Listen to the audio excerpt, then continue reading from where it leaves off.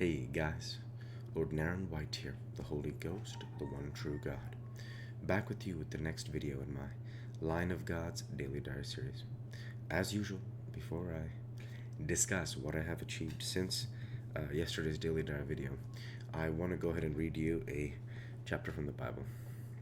Today I will be continuing with Exodus chapter 28. And take thou unto thee Aaron thy brother and his sons with him, from among the children of Israel, that he may minister unto me in the priest's office, even Aaron, Nadab and Abihu, Eleazar and Ithamar, Aaron's sons. And thou shalt make holy garments for Aaron thy brother, for glory and for beauty. And thou shalt speak unto all the wise-hearted, whom I have filled with the spirit of wisdom, that they may make Aaron's garments to consecrate him, that he may minister unto me in the priest's office. And these are the garments which they shall make: a breastplate, and an ephod, and a robe, and a broidered coat, and a mitra, and a girdle. And they shall make holy garments for Aaron thy brother, and his sons, that he may minister unto me in the priest's office. And they shall take gold and blue, and purple and scarlet and fine linen. And they shall make the ephod of gold, of blue, and of purple, of scarlet, and fine twined linen, with cunning work. It shall have the two shoulder pieces thereof joined, at the two edges thereof, and so it shall be joined together. And the curious girdle of the ephod, which is upon it, it shall be of the same, according to the work thereof, even of gold, of blue, and purple, and scarlet, and fine twined linen. And thou shalt take 2 onyx stones, and grave on them the names of the children of Israel, 6 of their names on one stone, and the other 6 names of the rest on the other stone, according to their birth. With the work of an engraver in stone, like the engravings of a signet, shalt thou engrave the 2 stones with the names of the children of Israel. Thou shalt make them to be set in ouches of gold. And thou shalt put the 2 stones upon the shoulders of the ephod for stones and memorial unto the children of Israel. And Aaron shall bear their names before the Lord upon his 2 shoulders for a memorial. And thou shalt make ouches of gold, and 2 chains of pure gold at the ends. Of wreathen work shalt thou make them, and fasten the wreathen chains to the ouches. And thou shalt make the breastplate of judgment with cunning work. After the work of the ephod thou shalt make it, of gold, of blue, and of purple, and of scarlet. And of fine twined linen shalt thou make it. 4 it shall be doubled. 4 it shall be being doubled. A span shall be the length thereof, and a span shall be the breadth thereof. And thou shalt set it in settings of stones, even 4 rows of stones. The first row shall be a sardius, a topaz, and a carbuncle. This shall be the first row. And the second row shall be an emerald, a sapphire, and a diamond. And the third row a ligure, an agate, and an amethyst. And the 4th row a beryl, and an onyx, and a jasper. They shall be set in gold in their enclosings. And the stones shall be with the names of the children of Israel. 12, according to their names, like the engravings of a signet, every one with his name shall they be according to the 12 tribes. And thou shalt make upon the breastplate chains at the ends of wreathen works of pure gold. And thou shalt make upon the breastplate 2 rings of gold, and shalt put the 2 rings on the 2 ends of the breastplate. And thou shalt put the 2 wreathen chains of gold in the 2 rings which are on the ends of the breastplate. And the other 2 ends of the 2 wreathen chains thou shalt fasten in the 2 ouches, and put them on the shoulder pieces of the ephod before it. And thou shalt make 2 rings of gold, and thou shalt put them upon the 2 ends of the breastplate in the border thereof, which is the side of the ephod inward. And the 2 other rings of gold thou shalt make, and shalt put them on the 2 sides of the ephod underneath, toward the forepart thereof, over against the other coupling thereof, above the curious girdle of the ephod. And they shall bind the breastplate by the rings thereof unto the rings of the ephod with a lace of blue, that it may be above the curious girdle of the ephod, and that the breastplate be not loosed from the ephod. And Aaron shall bear the names of the children of Israel in the breastplate of judgment upon his heart, when he goeth in unto the holy place, for a memorial before the Lord continually. And thou shalt put in the breastplate of the judgment the Urim and the Thummim, and they shall be upon Aaron's heart, when he goeth in before the Lord. And Aaron shall bear the judgment of the children of Israel upon his heart before the Lord continually. And thou shalt make the robe of the ephod olive blue, and there shall be an hole in the top of it, in the midst thereof. It shall have a binding of woven work round about the whole of it, as it were the hole of an harbingin, that it should not be rent. And beneath upon the hem of it thou shalt make pomegranates of blue, and of purple, and of scarlet, round about the hem thereof, and bells of gold between them round about.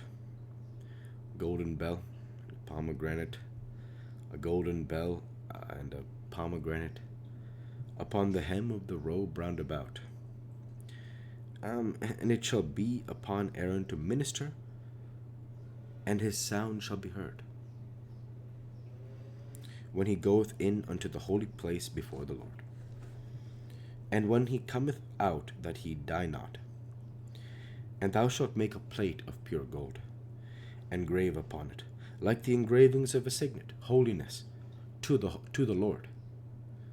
And thou shalt put it on the blue lace, that it may be upon the mitra, upon the forefront of the mitra it shall be.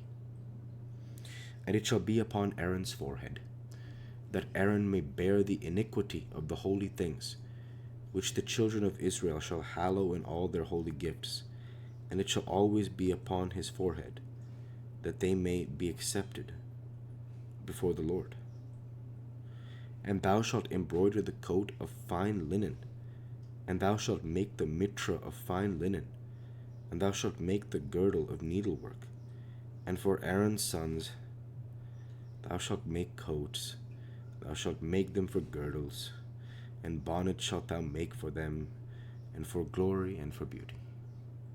And thou shalt put them upon Aaron thy brother, and his sons with him, and shalt anoint them, and consecrate them, and sanctify them, that they may minister unto me in the priest's office. And thou shalt make them linen breeches to cover their nakedness, from the loins even to the thighs they shall reach. And they shall be upon Aaron and upon his sons, when they come in unto the tabernacle of the congregation, or when they come near unto the altar to minister in the holy place, that they bear not iniquity, and die. It shall be a statute forever unto him, and his seed after. The word of the Lord. Thanks be to God.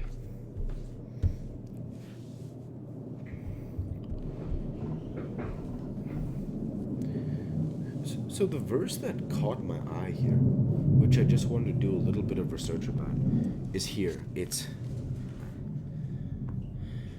what does this verse mean? And it shall be upon Aaron's forehead. This is Exodus 28:38. And it shall be upon Aaron's forehead, that Aaron may bear the iniquity of the holy things, which the children of Israel shall hallow in all their holy gifts, and it shall be always upon his forehead, that they may be accepted before the Lord.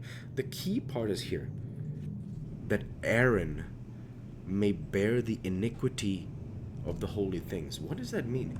What does it mean Aaron is bearing this iniquity? What does that mean exactly? This is a very powerful verse, right? Like Aaron is making some sacrifice for the Israelites.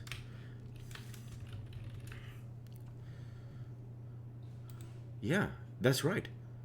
That's actually exactly right. This verse means that Aaron, as the high priest, would bear the sins. Would bear the sins and impurities of the people's offerings, ensuring they were accepted by God. Okay, so let's have an example of that.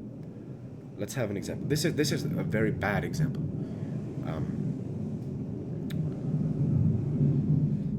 So let's say that a man wants to give something to God, but he doesn't have anything, so he steals something. Then he offers God a tenth of the portion of what he's stolen. Aaron doesn't know where this money came from. Aaron will give the money to God without stealing anything himself. And then the idea is that God though knows that this money has been stolen, right? Yeah. So think about that. Aaron acts as a mediator between the people and God. Now, I knew that Aaron, excuse me, that Aaron has a role to play, in this idea of the Levites, etc. Right? Well, that much I know. Aaron is a very big deal, right? Now,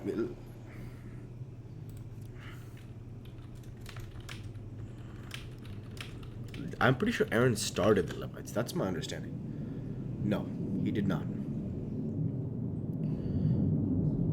Okay, Aaron's lineage specifically held the priesthood, while the broader tribe of Levi served as assistants to the priests. Okay, so Aaron is the leader of the Levites. That makes sense. That's why I didn't understand that. Yeah. So I don't quite know who started the Levites. Obviously, they're the descendants of Levi, right? I'm not trying to be ignorant of that. I'm just saying. Yeah, exactly. Oh, okay. It literally just says Levi. That's fine. Yeah. That's fine. Yeah. So basically, Aaron and his sons become the leaders of the Levites. They become the high priest, basically. Aaron is the high priest. It's just a very powerful verse because each time I read the Bible, it's not like I get everything every time I read it, that'd be very hard, honestly, to grasp. To grasp everything, I think it would be very hard. So, yeah. I just look at it like, do I believe other people have more scriptural knowledge than me? Of course. I just started a few years ago, but I've been consistent about it. And, so I return to it, right?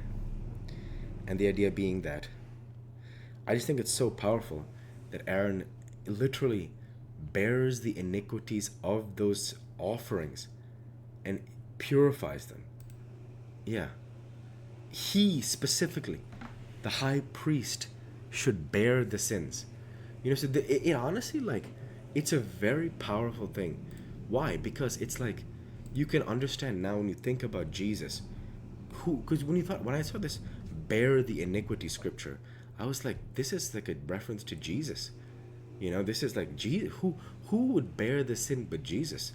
Certainly not the Spirit of God. You don't see me. You don't see me offering anything. Heck no. That's not the Spirit of God. I'll speak for myself on that, because not everyone has to believe that I'm the Spirit of God. I'm just saying that I speak for myself, just find that no, I will not be bearing anyone's sins. So basically, the idea is I was like, who's the one bearing the sins? I was like, only Jesus, maybe, yeah. And then I'm seeing that Aaron is bearing sin, and so that's why it's that much more stark when Jesus comes, that it's no, Jesus is actually saying he's going to bear this sin.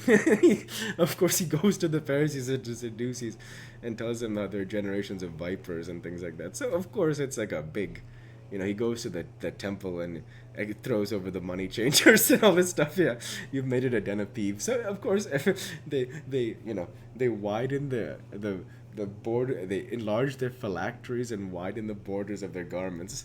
So it's like, yeah. Jesus definitely changed things. So it's just thinking about that. Like, that's why when I saw this, I was like, bear the iniquity. I was like, that's interesting. So I just wanted to research that insurance. Yeah. So that'll go ahead and end the Bible reading there for today, and transition over to what I have achieved since yesterday's daily dive video. Since yesterday's daily dive video, I worked my software engineering job. I worked at my core, chest, legs, and back. And with no further achievements since yesterday's daily dive video, I want to go ahead and say thank you for watching, and I hope you enjoy. Please like, comment, and subscribe, as it greatly helps the channel. Light be with you all. Take care, and thanks again.